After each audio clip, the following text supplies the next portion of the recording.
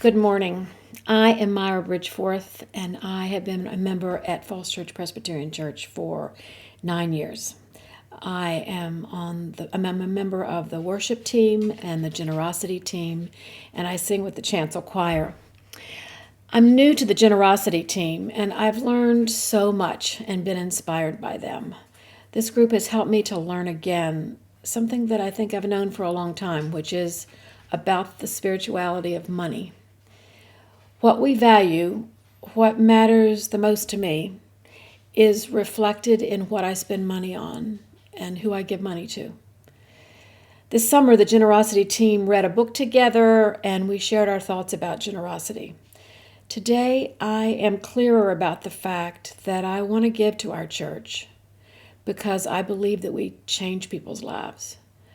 We change lives by accepting people without judgment, by inviting them to learn about themselves and their connection to God and each other. We give them the opportunity to follow Jesus' example in all the ways they can be generous. Worshiping, singing, standing up for justice, calling out injustice, feeding people, sharing our faith, inviting children and youth into all these ways of being generous and giving them a place to be together and have fun. Just some of the list.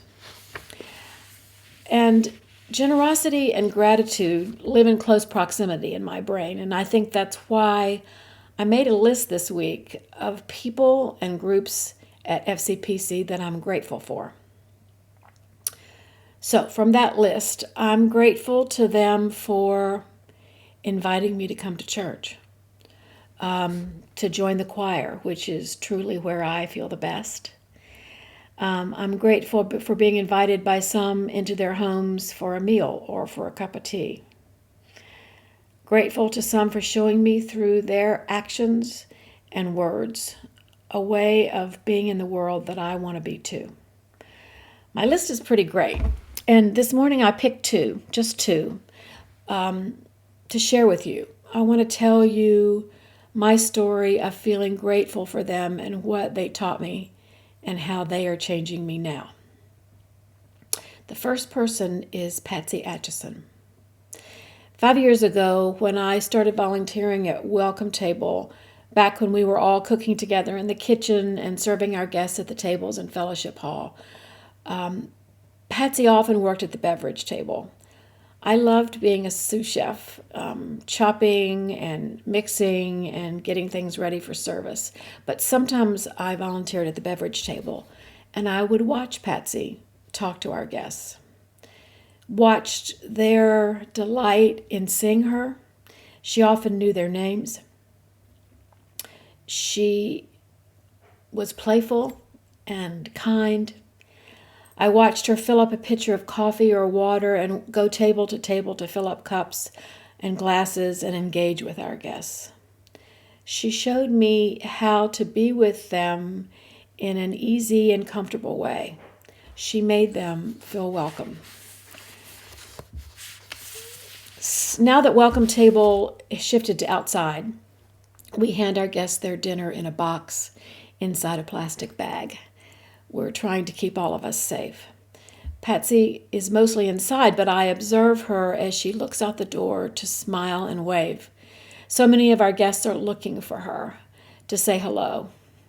She asks them how they're doing, how their sister is, and she sends them on their way with a smile on their face. Patsy is the face of love and generosity for me at Welcome Table. And I think she is for many who join us for dinner. A second person I want to tell you about is Ruth Milam.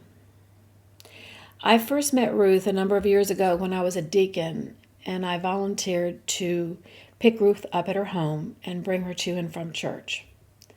Most Sundays for about a year, I had the pleasure of seeing Ruth's face and talking to her. She was always so happy to see me, and I was always so happy to see her. Back then, Ruth was walking with a cane, and she sometimes helped in Sunday school with the children, a task that she's done for so many years. I have no idea the number of generations of children at FCPC who have been cared for and loved by Ruth.